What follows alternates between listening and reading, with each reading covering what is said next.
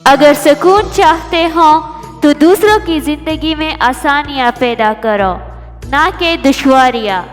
ہمارا خطرناک ترین دشمن وہی ہے جو ہماری زندگی میں ایک دوست کا باعث بدل کر آئے۔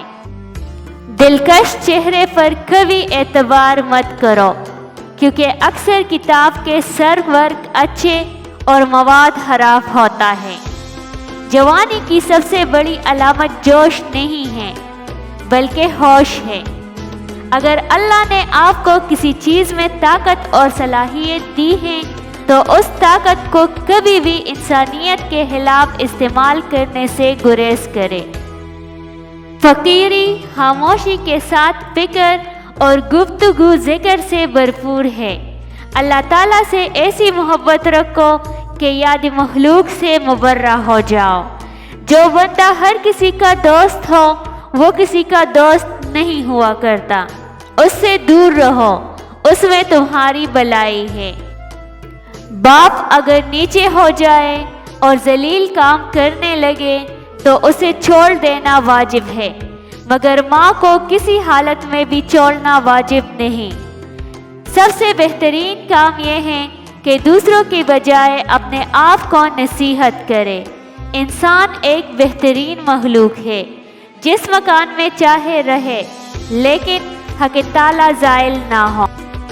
بیوی وہی ہے جو اپنے خاوند کی خدمت کرنے میں سستی اور بخیلی سے کام نہ لے۔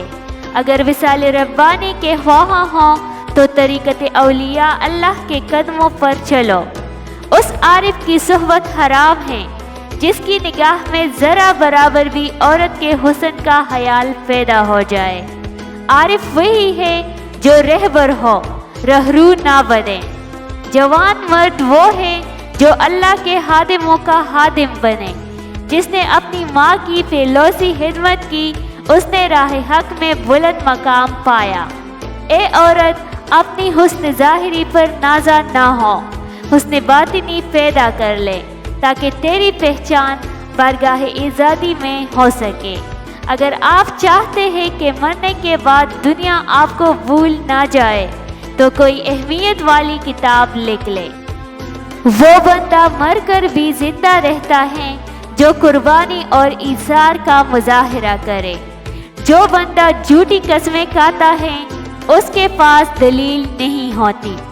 ایک انسان کو چاہیے کہ 7 دن میں کم از کم ایک اچھی کتاب کا مطالعہ لازمی کرے، کیونکہ اچھی کتاب پڑھنے سے دل کو تسکین اور راحت میسر آتی ہے۔ ہلدی، شہد اور ناریل کے تیل کی روز مالش کرو، جوڑوں اور پٹوں کے درد سے نجات پاؤ گے۔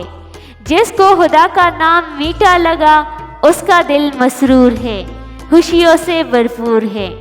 انسانی روح آزادی کے لیے بے چین رہتی ہے، اور مساوی فوائد بھی کبھی آزادی کا نعم البدل نہیں ہو سکتے۔ اصولوں پر کبھی مفاہمت نہ کرے۔ جن لوگوں نے عظمت اور بڑائی حاصل کی انہوں نے اصولوں پر سختی سے عمل کیا۔ سانپ اور بچھو ایک سوراخ میں جمع ہو سکتے ہیں، لیکن علماء اور دنیا پرست کبھی ایک جگہ اکٹھے نہیں ہو سکتے۔ انسانی طبیعت کی یہ عالمگیر کمزوری ہے کہ جب تک وہ ایک نعمت سے محروم نہیں ہو جاتا اس کی قدر و قیمت کا ٹھیک ٹھیک اندازہ نہیں کر سکتا۔ بعض دفعہ حالات کے سائے غموں کی دھوپ کو اور بھی شدید کر دیتے ہیں۔